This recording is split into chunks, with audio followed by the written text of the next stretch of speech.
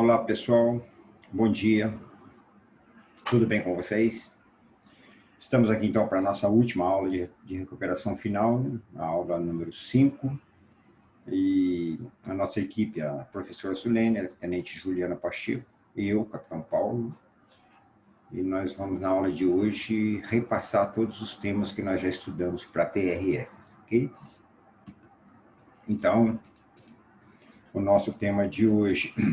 O objetivo da nossa aula é repassar todos os temas que serão objetos da prova de recuperação final, né, que nós estamos estudando já há algum tempo. Né? O nosso sumário, nosso roteiro para a aula de hoje. Numa introdução, nós vamos comentar o que nós deveremos estudar para a PRR. Aliás, já estamos estudando, né? Como estudar, um repasse geral e uma conclusão. O que nós estamos estudando e devemos continuar estudando para a PRF. Na aula 1, o pré-modernismo, então nós tratamos do pré-modernismo. Aula 2, a primeira geração modernista. Na terceira aula, a segunda geração. Na quarta aula, a terceira geração modernista. E hoje, essa aula de agora, repasse geral de tudo que nós estudamos. Agora, importante, gente, importante. Como estudar para a PRF? Isso é fundamental para vocês não se perderem, estudar objetivamente, focado na PRF. Como estudar? Vendo cada uma dessas videoaulas que estão no AVA. Né? Aula 1, 2, 3, 4 e 5, mas principalmente a aula 1, a aula 4. Né? Vocês assistindo essa videoaula. Segunda coisa, ler o capítulo do livro, ou melhor, ler as páginas do livro que estão disponibilizadas para vocês aqui nesse espaço do AVA, nesse mesmo espaço. Eu coloquei para vocês somente as páginas que nós precisamos ler para a prova. E nós podemos ver também os slides dessas videoaulas. Da videoaula e os slides vocês poderão ver. E a nossa PRF, quando será? No dia 7 de dezembro, às 7 horas da manhã. Então, vocês têm que estar ligados nisso, para no dia 7 vocês não esquecerem da prova de recuperação final. E onde vocês vão encontrar a prova? É fundamental, né? Para vocês não se perderem. Chegar no dia 7, sair procurando a prova lá na área de literatura, não vão encontrar. A PRF vai estar, ou estará, na área do português, num bloco chamado Prova de Recuperação Final. Lá dentro dessa área, dentro do português, Prova de Recuperação Final, estará a nossa prova, ok? O nome do bloco também, dentro da área de português, é Prova de Recuperação Final, ok? Vamos lá, então. Nós estudamos na aula 1 o pré-modernismo. O que é importante que nós tenhamos de noções gerais do pré-modernismo? Que o pré-modernismo não é uma estética literária, ou uma estética artística, não é uma escola literária. É o que, então? É um período de transição entre as escolas anteriores, que é o parnasianismo, o simbolismo, e a posterior, que é o modernismo.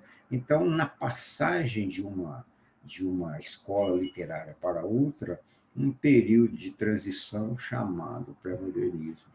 E qual a principal proposta do pré-modernismo? Um olhar para as questões nacionais, ok? Aí no pré-modernismo nós estudamos a obra Os Sertões de Euclides da Cunha, então um autor importante, aqui está a capa do livro, vejam só, a obra Os Sertões de Euclides da Cunha, veja a capa traz alguns militares, né? Soldados, então a obra trata da Guerra de Canudos, né? E o que nós vimos sobre a obra? O autor Euclides da Cunha, o cenário da obra Sertão Baiano, a Guerra de Canudos, é uma obra crítica que retrata a dura realidade social, econômica e cultural do sertanejo. A linguagem da obra é culta, é uma linguagem formal, próxima à linguagem jornalística, não é uma linguagem coloquial, ok? O narrador da obra Sertões, casualmente, é o próprio autor. Por quê? Como é uma obra próxima à linguagem jornalística, o próprio autor está narrando os fatos. Okay? Não tem um narrador nomeado pelo autor, é o próprio autor, o narrador. A obra tem forte cunho histórico documental, porque traz um fato real, personagens reais em tempo real. Okay? É uma narrativa mais real que ficcional. Tem ficção? Tem, por isso é uma obra literária, mas ela traz um fato real.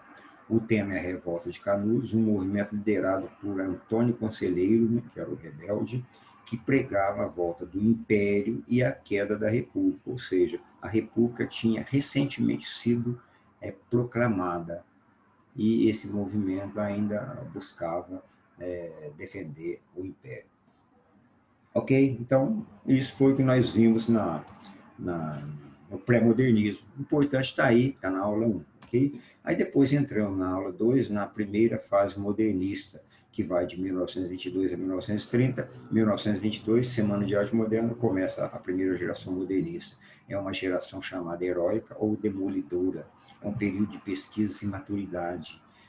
E o que nós vimos dentro dessa primeira geração? Aconteceram manifestos e movimentos.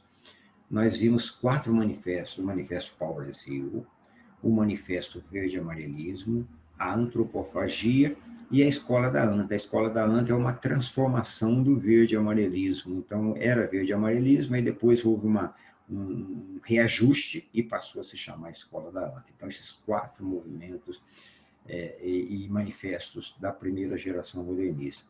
O Manifesto Pau-Brasil, lançado por Oswald de Andrade, pregava uma literatura brasileira de exportação, por isso o nome Pau-Brasil, né? Uma literatura que fosse produzida aqui e exportada para o estrangeiro, naturalmente, né? Mostrando que a realidade e a cultura brasileira. Esse Manifesto Pau-Brasil trazia irreverência, revolta e anti-academismo, então digamos assim, algo mais popular, né? Pregava a revisão crítica da nossa história, nossa cultura, a valorização das nossas riquezas e os contrastes da nossa cultura. Okay? O outro movimento, Verde-Amarelismo, de 1926, foi o segundo. É uma reação ao nacionalismo afrancesado do pau-brasil. Então, esse movimento Verde-Amarelismo é uma crítica, um combate ao pau-brasil. Achava o pau-brasil muito afrancesado, porque os fundadores, os pregadores do movimento pau-brasil tinham estudado na França, eram pessoas, apesar de pregar um nacionalismo, mas eram pessoas muito ligadas à cultura estrangeira. Rejeição, veja só, o verde-amarelismo, ele prega uma rejeição à sua influência artística estrangeira, não quer nada estrangeiro. A proposta de um nacionalismo puro, primitivo e ufanista. Veja só, um pouquinho parecido com o pau-brasil, sim, o pau-brasil prega uma cultura nossa, nacional, mas sem radicalismo. Aqui o verde-amarelismo não, tem que ser o nacionalismo puro, primitivo, ufanista, que se orgulha do nosso nacionalismo. Havia uma inclinação ao nazifascismo e, em 1927, se transforma na quarta escola, que é a Escola da Anta. Tá? Então, esse é o verde-amarelismo. Antropofagia, veja só, vem do termo antropófago, né? Que é índio que come carne de gente, né? Então, a antropofagia é a deglutição, mas não de carne de gente, a deglutição cultural. Oswald de Andrade, Tarsila do Amaral e outros, uma devoração simbólica da cultura estrangeira é o que eles pregavam. Extrair o que for útil e inovador da cultura estrangeira, ou seja, diferente do movimento verde-amarelismo, que rejeita a cultura estrangeira. Aqui não. É a manutenção da nossa própria identidade, mas devorando, ou seja, aproveitando o que é importante da cultura estrangeira. Uma característica forte, algumas características fortes dessa antropofagia: humor, deboche, sarcasmo e ironia crítica. Valorização de nossas origens, história e cultura. Ok? Então, antropofagia. A Escola da Anta, então, vai ser uma transformação do verde-amarelismo, e assim nós temos esses 4 movimentos. Aí depois passamos na aula 3 para a segunda geração modernista, vimos autores na poesia, tem vários autores na prosa, e esses autores na poesia, Drummond, Cecília Meirelles, Vinícius de Moraes, Murilo Mendes, Jorge Lima, nós demos foco na Cecília Meirelles. A Cecília Meirelles é o nosso foco, nós precisamos saber como que é a produção poética dela, quais são as características dessa produção, né? Que ela perdeu familiares em idade precoce e por isso ela tinha uma experiência, intimidade com a morte. Ela trazia o tema da solidão, morte, a efemeridade, que é a passagem do tempo, né? O tempo passageiro, mistério da vida como temas constantes, né? A linguagem dela é coloquial, uma linguagem fácil de entender. ela pregava a liberdade poética, ela traz para nós a liberdade poética em métrica e rimas livres, né? A metalinguagem, falar sobre o fazer poético. Então, veja só, nós, olhando nas poesias de Cecília Meirelles, nós precisamos enxergar e ter capacidade de comentar a liberdade poética, porque nessa poesia nós vemos a métrica e a rima livre.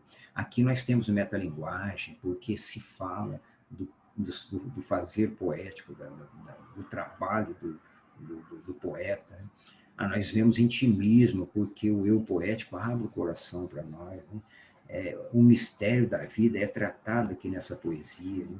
Uma poesia transcendente do espírito, porque ela vai além dos limites da vida, né? Percebemos musicalidade, que é uma exploração sonora da língua. Nós percebemos nesse poema também a fugacidade do tempo, porque mostra como o tempo é passageiro. Nós percebemos aqui o eu poético angustiado, uma angústia por não poder deter o instante, hein? Mas buscando o eterno pela poesia, né? Uma temática de caráter etéreo, ou seja, vai além da nossa vida. Okay? Isso é Cecília Meirelles. Reflexão filosófica existencial, o eu poético, quando ele está cantando a efemeridade do tempo, ele está, na verdade, fazendo uma reflexão filosófica existencial. A sua poesia é intimista e reflexiva. E a sensibilidade feminina da Cecília Meirelles. Ela traz na poesia, nós percebemos a sensibilidade feminina. Ok? Temas da Cecília Meirelles: transitoriedade da vida, fugacidade do tempo, o tempo, o amor, o infinito, a natureza, a criação artística, ou seja, a metalinguagem, a efemeridade das coisas, as coisas são passageiras. Ok? Feito. Terceira geração modernista, nós vimos na quarta aula, autores da terceira geração: Clarice Lispector, João Guimarães Rosa, João Cabral de Melo Neto. Né? Aí nós começamos com o João Guimarães Rosa, e vimos que ele traz um regionalismo revigorado. O João Guimarães Rosa, ele traz um destaque para o sertão brasileiro, mas o sertão de Minas Gerais, porque ele é mineiro. Falares populares regionais, é o que nós encontramos nos contos do João Guimarães Rosa, né, e também no romance. E invenções e intervenções semânticas e sintáticas. Isso é importante, essa característica. Inventar palavras e inventar formas de colocar as palavras na frase. Fica uma coisa um pouco mudada, né? Quando nós lemos, nós temos a sensação de estar lendo um português um pouquinho modificado, né? São as invenções e intervenções semânticas e sintáticas. Invenções quando inventa uma palavra nova. Intervenções quando ele pega o significado da palavra e trabalha o texto de uma maneira tal que ela ganha um novo sentido, ok? Então, isso é esse João Guimarães Rosa. O outro, João Cabral de Melo Neto, ele traz um rigor formal estético. Então, a poesia dele é muito bem trabalhada, arquitetada, né? Ele é o engenheiro da palavra. Formalismo no trato com a linguagem, ele procura fazer com que o leitor compreenda o fazer artístico. A poesia dele é calculadamente arquitetada, a construção racional da poesia e o trabalho intelectual ao invés da inspiração poética. E o João Cabral de Melo Neto, ele, assim como o João Guimarães Rosa, ele também trabalha as palavras, né? Ele também tem intervenções e invenções semânticas e sintáticas, principalmente semântica. Então, analogismo, palavras novas, pega uma palavra existente e cria uma outra palavra. Também o João Cabral de Melo Neto faz isso, ok? Principal obra do João Cabral de Melo Neto, Morte e Vida Severino, e foi essa obra nós trabalhamos bastante, né? Lemos trechos, discutimos, debatemos, então nós estamos perfeitamente em condições. Então é isso, gente, essa é a nossa última aula, então, para a prova de recuperação final.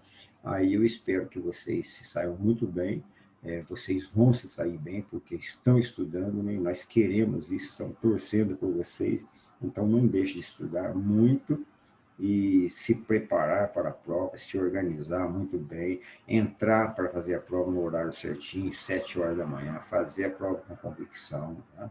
Com responsabilidade, com cuidado. Ok, gente? Então, tá, muito boa sorte para vocês, foi um prazer trabalhar com vocês, eu tenho certeza que nós vamos sair muito bem e vamos ser aprovados, ok? Até mais, gente.